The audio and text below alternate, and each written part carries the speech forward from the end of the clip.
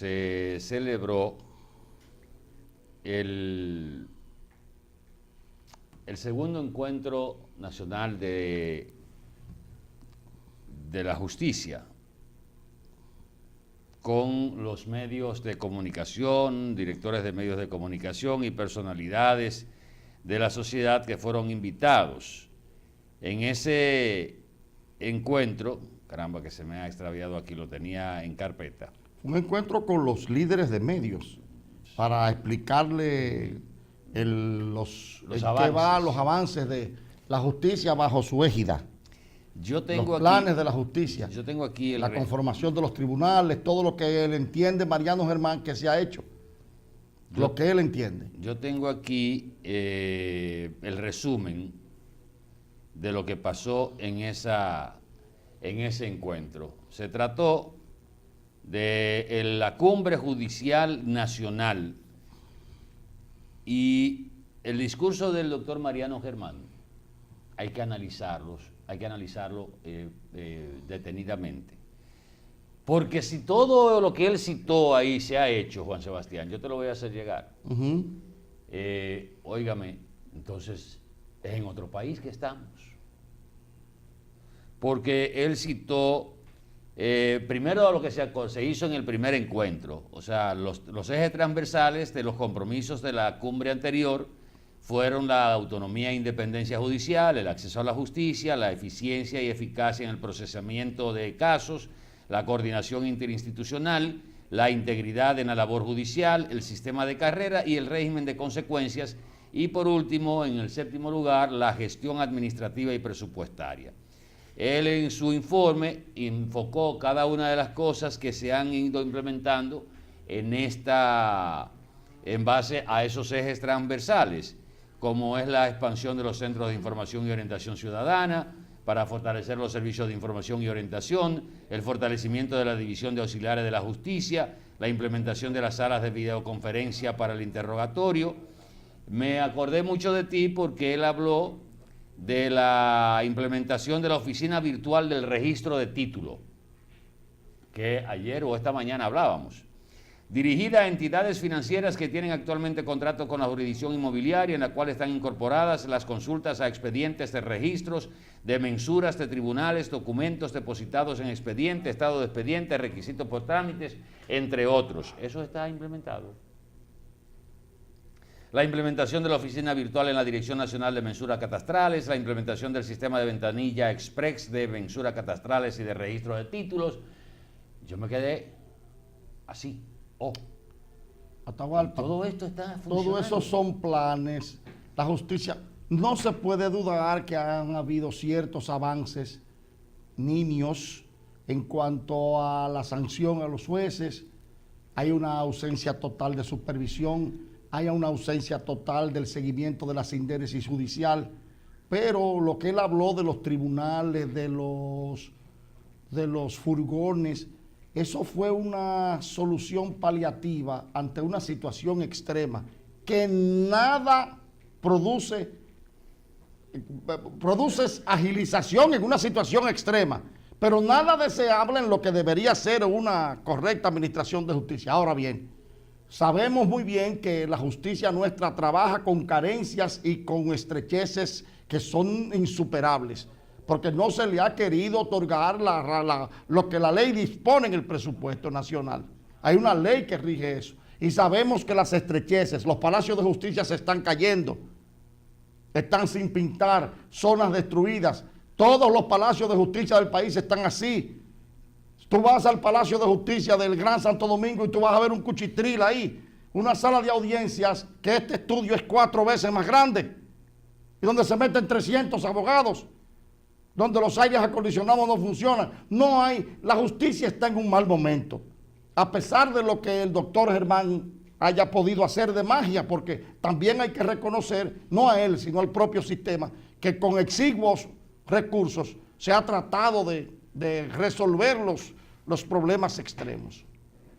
Pero lo interesante no fueron las declaraciones de esa jornada de avances de la justicia, fue lo que le contestó a Bienvenido Álvarez Vega, cuando le preguntó sobre la designación del juez Ortega. como juez para la instrucción preliminar, para el juicio preliminar, en el caso de la Odebrecht, y él dijo que nada, que él no consulta a nadie, que eso fue una decisión que él tomó y punto. Y que no le preguntaran más nada porque él se tenía que quedar calladito con eso. Bueno, pero dentro de la decisión que él tomó, él ha violado un aspecto de la ley procesal.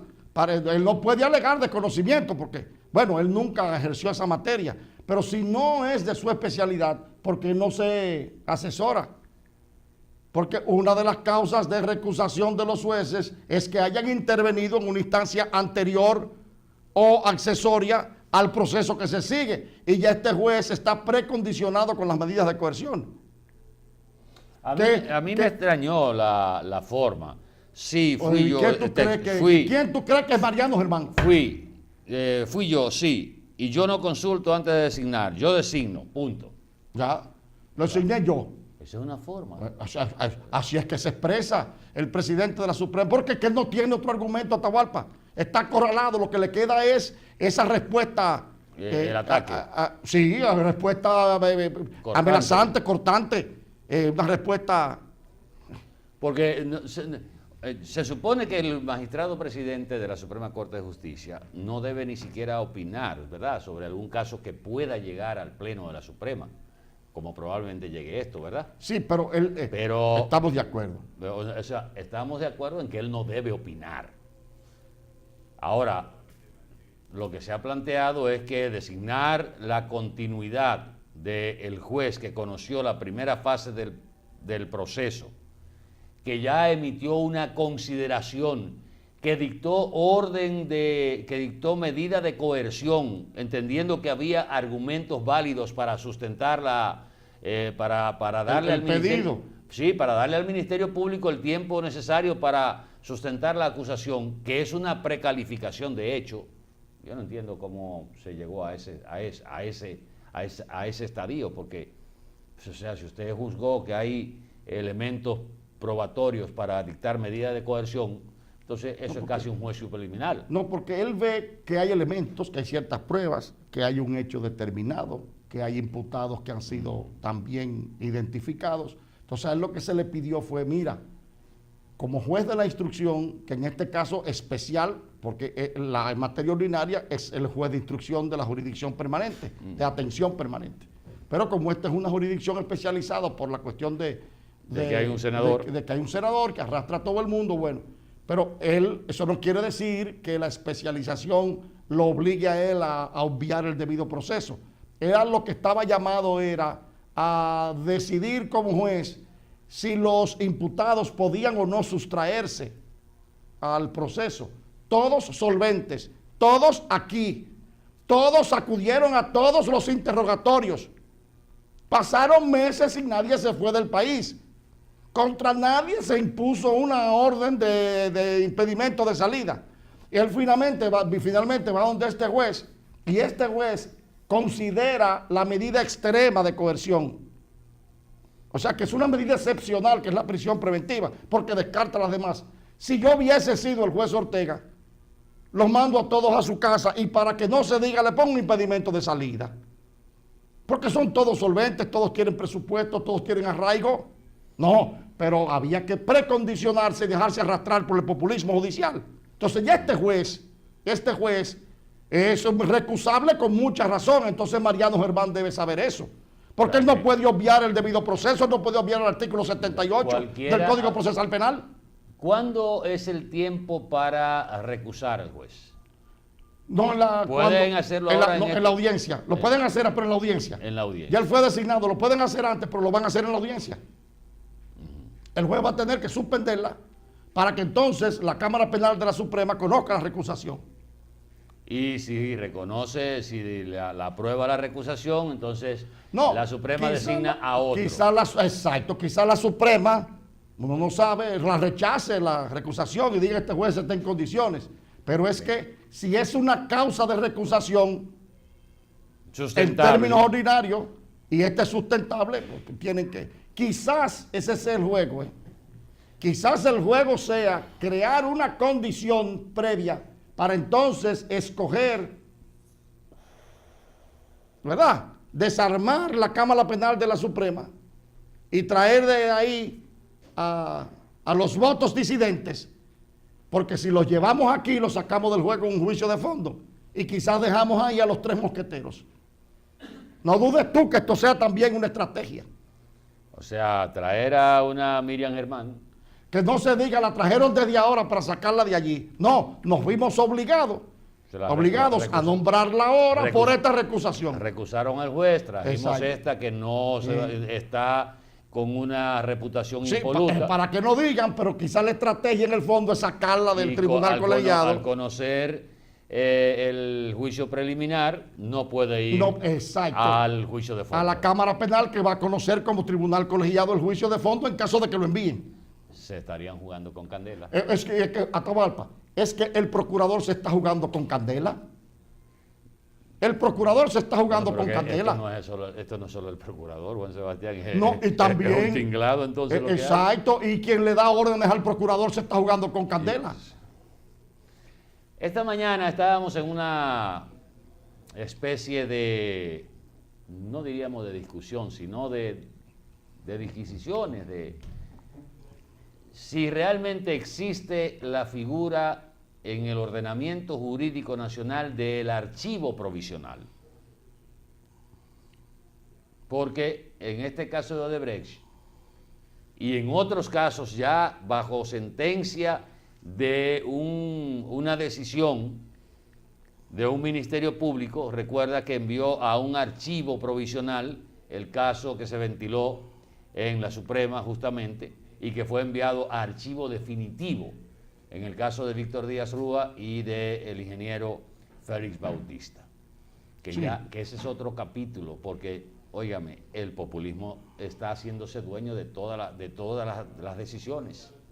Y lo mediático se está imponiendo a lo legal y a lo lógico. A Félix Bautista lo suspenden de sus funciones sin tener casos pendientes en la justicia dominicana por una decisión administrativa del gobierno de Estados Unidos. A Víctor Díaz Rúa no lo suspenden, o sea, a los otros dos, a Víctor Díaz Rúa lo suspenden porque tiene un caso pendiente aquí que se está ventilando. Pero los otros dos que están presos en hechos gravísimos, no se suspenden ni se expulsan porque eso debe conocerlo el órgano al que pertenece. Oigan cómo es. Pero existe realmente en el ordenamiento jurídico nuestro el archivo provisional de casos, y hasta dónde implica esto la violación de derechos fundamentales, de derechos del hombre. Mira, Atahualpa, en realidad se ha creado la figura del archivo provisional como una especie de explicación práctica a los efectos del archivo del expediente. Si tenemos tiempo, me voy a permitir leerte el artículo 281. El Ministerio Público puede disponer el archivo del caso mediante dictamen motivado cuando, 2 puntos, aquí están las causales. Primero, no existen suficientes elementos para verificar la ocurrencia del hecho, es decir, bueno, no sabemos si esto ocurrió.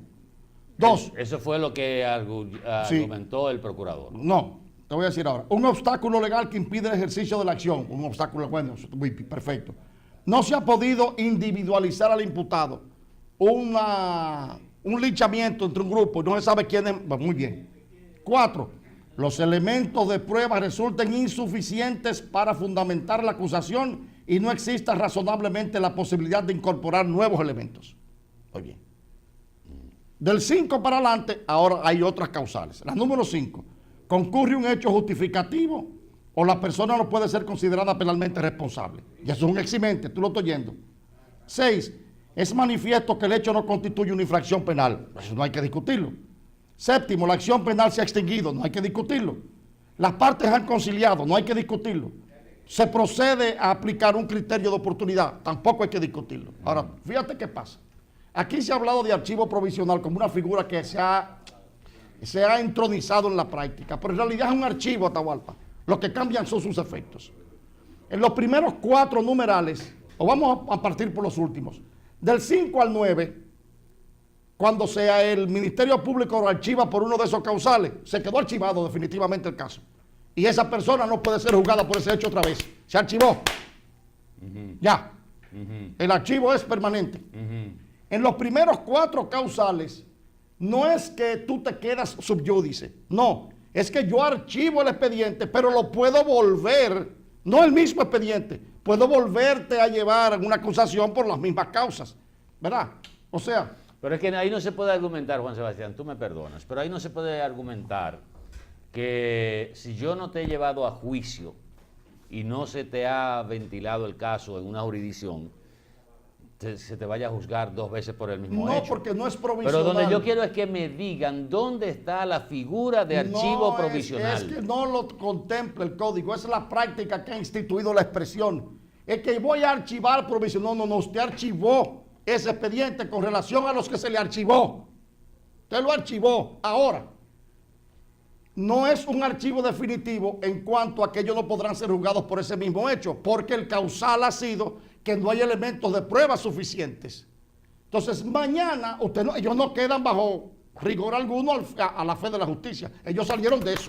No, espérame. Ellos no tienen problemas. Pero ven acá, y si el procurador mañana, el Ministerio Público le da su real voluntad por cualquier motivo, hasta por asuntos políticos, tiene que volver a reencauzar la investigación. De reactivar ese archivo Entonces, provisional. Lo reencausa con los nuevos elementos de prueba.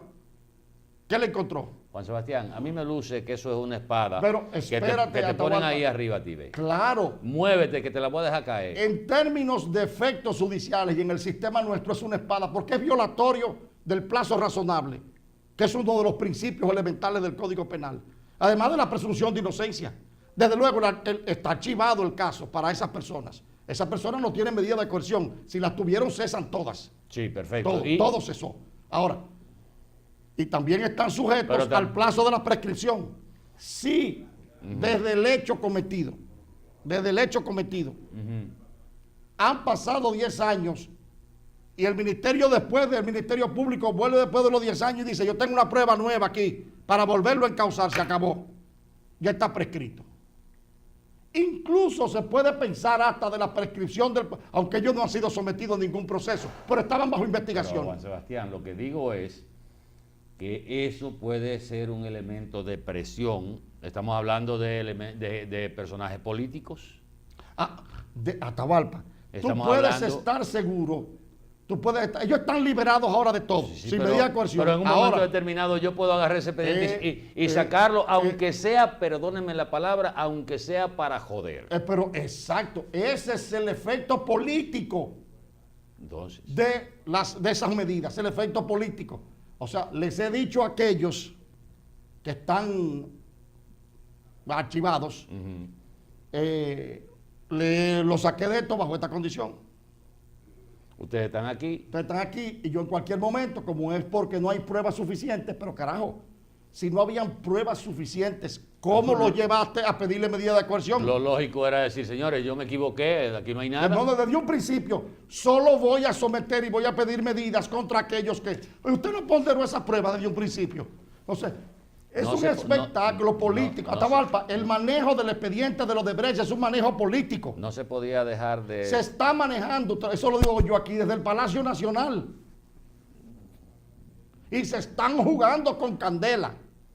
Yo lo que pienso es que esto es más un elemento, un arma de presión, de suspensión, que una aplicación de buen derecho. Claro, no. Bueno, me perdonan, es aplicación del derecho, pero los efectos de esa aplicación lo utilizan a conveniencia política. Y yo no sé a condiciones políticas. Yo pregunto, y lo voy a dejar en el aire porque estamos sobrepasados también, ¿por qué los abogados de los que han sido beneficiados, vamos a decir así, por este archivo provisional, no han pensado de atacar con un recurso ese archivo provisional? No, porque contra ellos no pesa nada.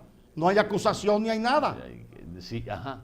No, el Ministerio Público podrá decir mañana, bueno, encontré pruebas contra ti, vuelvo y te traigo, pero mientras tanto no hay acusación contra ellos. Y mientras tanto te tengo una espada de Damocles un cuchillo aquí en el Claro, cuello. he manejado el expediente en términos políticos. Ahora, tú sabes lo que son los malabaristas, ¿verdad? Bueno. Que tiran bolos Sí. ¿verdad? Está llegando el momento en que los bolos se están sustituyendo por brasas. Vamos a publicidad y venimos en un momentito. Salve Minerva.